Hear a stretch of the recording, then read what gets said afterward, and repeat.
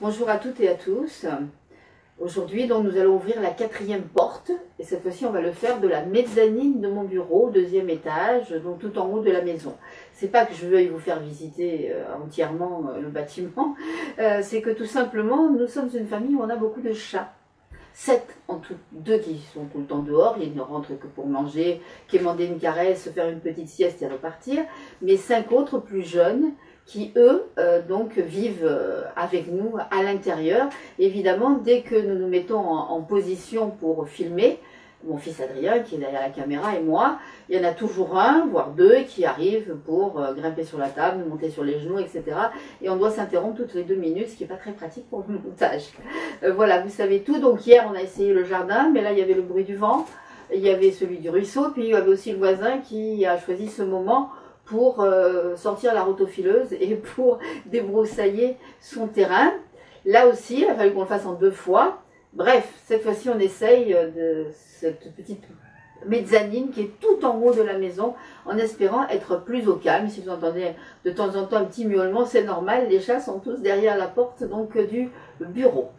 Mais revenons à la chamane aux yeux bleus, puisque c'était ce 2e livre que j'avais commencé à vous lire. Agnès, donc ma trop savante damoiselle d'Aguilar, persécutée notamment par l'Inquisition parce qu'elle exerce la médecine, a dû s'enfuir. Elle a pris un bateau à Barcelone, la Sainte-Jordi, avec ses compagnons d'infortune, et elle part de par le vaste monde pour essayer de trouver sa place. Malheureusement, au large de l'Afrique, une brusque tempête s'est levée et le bateau a coulé. Elle-même a failli se noyer en même temps, mais Renaud de Saint-Estève, son amoureux, a réussi à la sauver, à la tirer sur le sable de la plage. Et c'est là qu'elle avait perdu connaissance et que nous l'avions laissée hier. Et donc, je reprends à ce moment-là, au moment où elle se réveille. Lorsqu'elle s'éveilla, les hautes flammes claires d'un grand feu illuminaient la nuit. Un bref instant, elle se crut à Carcassonne au pied du bûcher, mais l'illusion se dissipa presque instantanément. Une demi-douzaine de matelots se serraient autour du brasier, allumés autant pour leur permettre de se sécher que pour rallier, phare rudimentaire dans les ténèbres, d'éventuels autres rescapés. Agnès se releva en titubant. Une migraine lancinante martelait ses tempes. Elle se sentait comme hébétée, incapable d'aligner 2 pensées cohérentes de suite. Une main se posa sur son épaule, la faisant sursauter douloureusement. « Ce somme vous a-t-il un peu ragaillardi, mamie ?» La voix de Renaud lui parvenait à travers une sorte de brouillard, mais sa tendre sollicitude lui fit chaud au cœur. La gorge trop serrée pour pouvoir articuler la moindre parole, elle répondit d'un pâle sourire.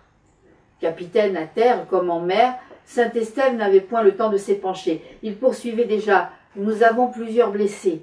Où sentez-vous la force de les examiner ?» Elle opina d'un signe de tête. Ses mains instinctivement se portèrent à son côté. Le sac de cotonnade défraîchi qui renfermait tous ses trésors de médecin était toujours attaché à sa taille. L'ouragan n'avait pas pu le lui arracher, comme s'il faisait partie d'elle-même, un prolongement de son corps. Les doigts fiévreux, elle l'ouvrit et en renversa le contenu sur le sable. Ses poudres et ses onguents, à l'abri dans des tubes de roseau et des sachets de cuir soigneusement cachetés, n'avaient point trop souffert. En revanche, les morceaux de parchemin où Abou Obeid avait recopié de sa main des passages de l'œuvre des grands maîtres n'étaient plus qu'une masse gluante et informe. Alors que jusqu'ici, malgré la peur et la fatigue, ses yeux étaient restés obstinément secs, Agnès sentit soudain les larmes inonder sous ses joues au spectacle de ces mots devenus illisibles, de cette encre délavée où se diluait le savoir de son vieux mentor. Elle serra les dents. Qu'importe. À force de les lire et de les étudier, elle connaissait ces textes par cœur. Ils étaient là, intacts dans sa mémoire, d'où aucune tempête ne pourrait jamais les effacer. Son esprit était une librairie inviolable. Les larmes, chaudes et libératrices, lui avaient fait du bien. Relâchant la douleur qui enserrait sa tête comme dans un étau, elle s'agenouilla près du premier blessé, dont le bras, lacéré par un cordage, était déchiré de l'épaule au poignet. Il fallait nettoyer la plaie souillée par le sable et la recoudre. Sans qu'elle eût besoin de faire le moindre signe, 2 mains musculeuses vinrent maintenir le membre du malheureux marin. Jordi la connaissait si bien, l'avait si souvent assisté qu'il devançait ses directives. La voyant prête à opérer, Il s'était glissé comme une ombre à son côté pour lui prêter main forte. Tandis qu'elle finissait de refermer la plaie, un éclair traversa son cerveau en hésitant. Guillaume. Elle avait vu le muet tirer le chevalier de Marquez hors de l'eau, attaché sur un radeau de fortune, inconscient sans doute. Le bleu de ses yeux, assombri par l'angoisse, elle chercha désespérément autour d'elle la silhouette aux larges épaules, vigoureuse encore malgré l'âge, de celui qu'elle n'appelait que mon oncle, même si aucun lien du sang ne les unissait. Mais déjà Jordi l'entraînait à l'écart, hors du cercle des marins gémissants. Guillaume de Marquez était allongé à même le sable. Elle crut voir un demi-sourire étirer ses lèvres et le coin de son œil, là où un coup d'épée intempestif avait laissé une cicatrice blême, se plissait malicieusement. Mais ce n'était que des ombres, creusées par la lueur dansante des flammes. Le vieux chevalier gisait, inerte, les yeux clos, le visage d'une pâleur mortelle, le front barré d'une large meurtrissure violacée. Il était encore en vie, mais il respirait si faiblement qu'Agnès dut poser sa joue sur ses lèvres pour sentir son souffle ténu, léger comme un battement d'ailes de papillon. Dans son aventureuse jeunesse, Jordi avait eu la langue tranchée par des pirates éphésiens, aussi c'est avec force gestes et mimiques qu'il entreprit de conter à Agnès ce qui était arrivé à Marquez. Le muet était d'un naturel taciturne, mais lorsqu'il le fallait, ses mains pouvaient être d'une éloquence rare, et elle n'eut aucun mal à imaginer la scène.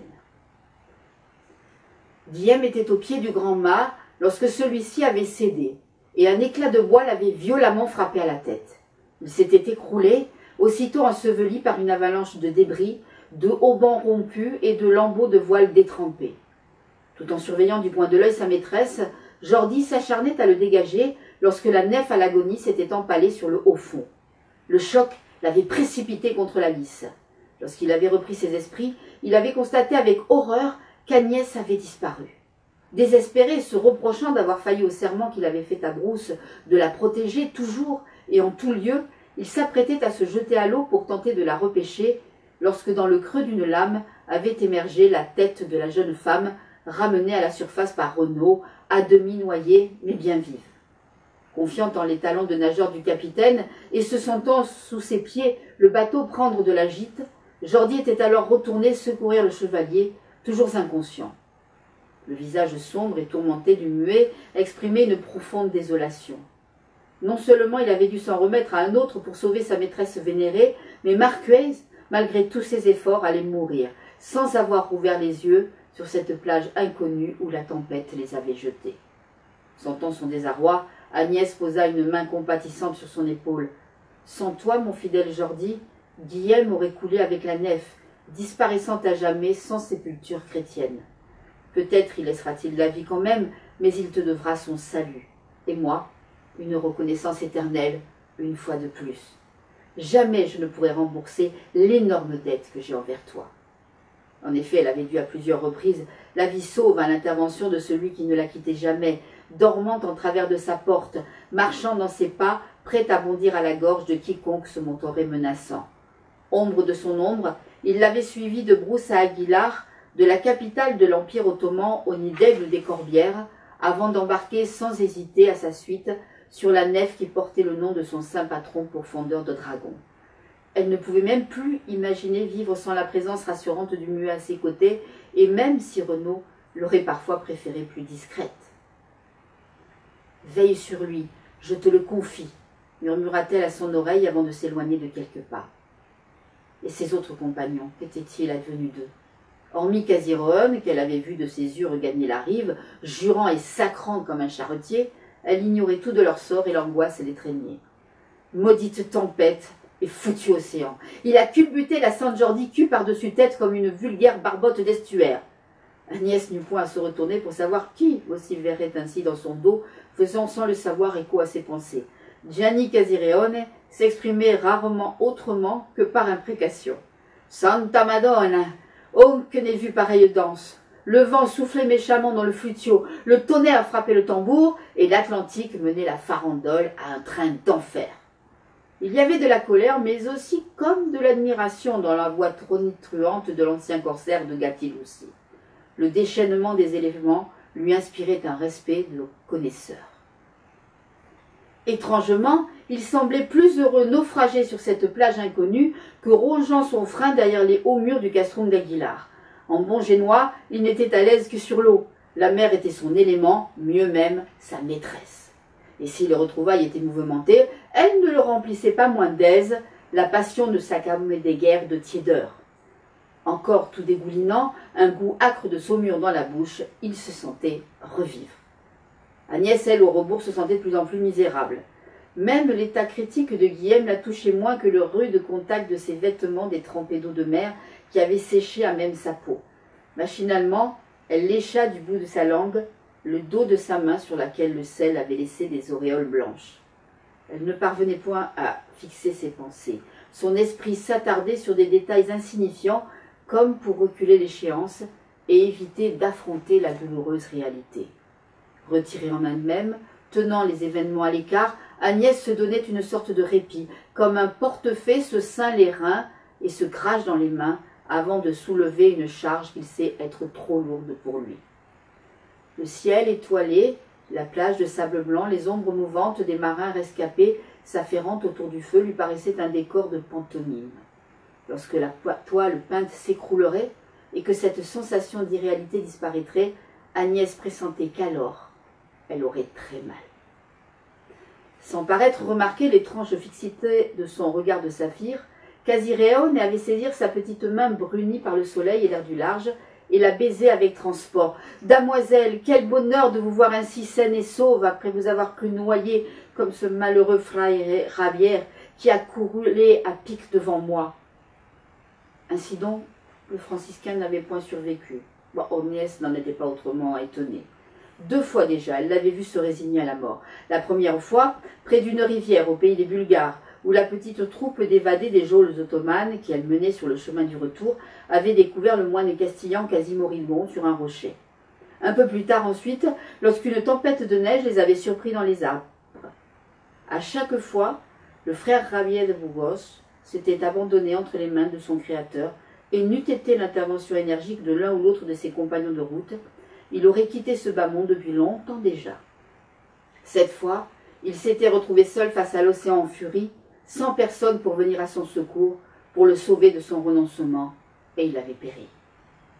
Agnès se souvenait de son visage alors qu'il priait sur le pont balayé par les paquets de mer. Il était déjà ailleurs.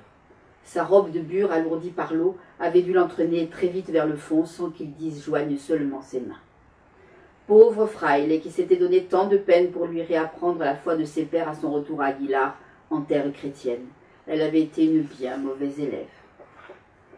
Un cri l'attira de ses réflexions amères. Le mousse, un blondinet d'une 12aine d'années, signalait le retour du capitaine, parti avec quelques matelots valides, torches au poing, voir le long de la plage si on ne s'y était point échoué d'autres rescapés du naufrage. Perdue dans ses pensées, Agnès ne s'était même pas rendu compte du départ de Renaud. À la lueur vacillante des brandons enflammés, des ombres jaillirent de la nuit, l'échine ployée, tirant à grand effort un brancard de fortune où s'entassaient une demi-douzaine de formes humaines, dont les postures étranges et tourmentées indiquaient l'état de cadavre. Agnès sentit son cœur lui manquer. Écartant sans ménagement les marins qui s'étaient attroupés pour accueillir le sinistre cortège, elle scruta désespérément les yeux fixes voilés, les faces livides aux lèvres violacées, les chairs gonflées, craignant reconnaître un de ses compagnons manquants. Une exclamation étouffée jaillit simultanément de toutes les bouches. La fille se retournait vivement. Dernier à sortir des ténèbres, Renaud de Saint-Estève soutenait un rescapé chancelant, dont l'état d'épuisement était tel que chacun de ses pas semblait devoir être le dernier. Marco. Agnès n'aurait su dire ce qui lui avait permis de reconnaître le joyeux Lombard dans cette silhouette titubante, le dos courbé comme un vieillard, le regard égaré. La certitude du cœur, sans doute. Mais elle ne perdit point de temps à s'interroger, elle se précipitait déjà, éperdue, les bras grands ouverts, entre lesquels Barbéry s'abandonna avec un sabot de reconnaissance. Ils s'écroulèrent à genoux dans le sable, toujours enlacés, sanglotant, larmes de joie et de désespoir mêlées. Caziréon vint se joindre à eux, ébouriffant avec délectation les cheveux mouillés de Barbéry, ponctuant chacun de ses gestes d'un fiefé coquin, dont la rude tendresse avait du mal à masquer l'émotion qui l'étreignait. Le Génois et le Lombard, fils de cités italiennes rivales, se détestaient cordialement, et chacun s'ingéniait d'ordinaire à saisir la moindre occasion de faire enrager l'autre. Mais de piques et de sarcasmes, il n'en était plus question à cette heure. L'approche de la mort révèle les vraies amitiés, et sans fausse pudeur, à sa manière, Casiréon laissait éclater sa joie de retrouver son ennemi intime, celui sans qui l'existence n'aurait plus la même saveur, privé du sel de leurs joutes oratoires. Les matelots avaient fait cercle en silence et les regardaient pleurer et se congratuler. Ses larmes enfin taries, Agnès tenta d'interroger le Lombard. « Ami Marco, où sont les autres? Les as-tu vus depuis la malheur où la nef s'est abîmée dans les flots ?» Mais ces questions angoissées ne firent que redoubler la détresse de Barbérie, qui enfouit son visage dans le sable. Renaud, qui s'était tenu en retrait jusqu'ici, laissant Agnès et ses compagnons à leurs retrouvailles émus, se pencha à l'oreille de la jeune femme. À voix basse, comme s'il était dans la chambre d'un grand malade, il lui narra comment il avait retrouvé Marco sur la plage, appelant désespérément Hermann, son ami, son inséparable, celui qui avait partagé chaque heure de sa vie aventureuse, depuis le jour où, à la foire du Landy, près de Paris, ils avaient fui ensemble l'avenir de marchand que leur promettait leur père. Hermann d'Hildesheim avait disparu dans la tempête. Les deux compères étaient côte à côte sur le pont à lutter comme des damnés pour tenter de colmater une nouvelle brèche dans le franc de bord, et soudain, Marco s'était retrouvé dans le noir, se débattant de façon désordonnée pour garder la tête au-dessus des vagues qui s'efforçaient de le submerger. Seul. Il avait plongé, et plongé encore, le souffle de plus en plus court, au bord de l'évanouissement. Hermann restait introuvable. Finalement, le courant avait poussé Marco vers le rivage et l'avait abandonné là, épave parmi les épaves. Épuisé, il avait appelé la mort, l'avait supplié même de venir le prendre à son tour. Mais tout au fond de lui, une étincelle d'espoir palpitait encore faiblement, refusant d'abdiquer malgré l'évidence. Il avait rassemblé ses dernières forces et entrepris d'arpenter la grève. Ses jambes se dérobaient sous lui, la fièvre battait à ses tempes, sa vue se brouillait, mais il avançait, s'accrochant à la seule pensée qui émergeait encore du brouillard où son esprit se perdait, retrouver son ami. Lorsqu'il avait vu les lumières fragiles et dansantes venir vers lui, il avait cru à des feux follets, ces flammes qui courent sur les marécages et qu'on dit être les âmes des malheureux morts sans les sacrements. Le naufrage avait dû grandement engrossir les rangs. Mais les silhouettes des porteurs de torches se précisant et leurs appels parvenant à ses oreilles, son cœur avait bondi dans sa poitrine. « Hermann, peut-être » Las, l'Allemand n'était point parmi eux. À ce moment précis, Barbérie avait su avec certitude qu'il ne reverrait jamais son frère d'aventure. Voilà ce qu'il avait conté à Saint-Estève en phrases hachées et décousues avant d'éclater en sanglots. Hermann aussi. Agnès reçut de plein fouet ce nouveau coup du sort. Un gémissement de douleur jaillit du plus profond de son être, gonfla sa poitrine. Le malheur s'acharnait sur les siens. C'était comme si une meule gigantesque broyait son cœur toujours plus finement, jusqu'à ce qu'il ne soit plus que poussière et cendre. Renaud, impuissant à soulager pareille détresse, n'osait même pas la toucher. « Pardonnez-moi, mamie, implora-t-il dans un souffle, tout est de ma faute. Jamais je n'aurais dû vous entraîner dans une aussi périlleuse aventure. Vous auriez pu rester à Barcelone, et à cette heure, vos compagnons seraient toujours en vie. »« Vous n'êtes point coupable, parvint-elle à articuler malgré sa gorge serrée. Hermann, comme les autres, a payé de sa vie d'avoir voulu rester à mes côtés malgré l'anathème de l'Église. À Dieu seul est la faute. » Avec un hurlement sauvage, elle se rua vers la mer qui scintillait à présent sous la lune, paisible et indifférente, comme si aucune tragédie n'avait eu lieu en son sein. Les pieds nus dans les vagues, échevelée, Agnès apostropha le ciel. « Dieu de vengeance et d'injustice, prends-moi, mais épargne ceux qui m'ont suivi sans savoir que tu voulais ma perte. » Les poings tendus, cambrés de toute sa taille menue, le regard plus brillant que le plus précieux de saphir, elle défiait les cieux. « Frappe-moi maintenant, repais-toi de ma chair et de mon sang, précipite-moi en enfer, mais que leur supplice prenne fin. Je suis prête. » Mais aucun éclair de feu ne vint déchirer les nuées pour foudroyer l'impudente. Dieu réservait encore son châtiment. Et c'est ainsi que se termine le premier chapitre de La chamane aux yeux bleus. Demain, on va faire un grand bond dans le temps pour revenir au début du XXe siècle et découvrir le destin des jumeaux Fabrègues. À demain.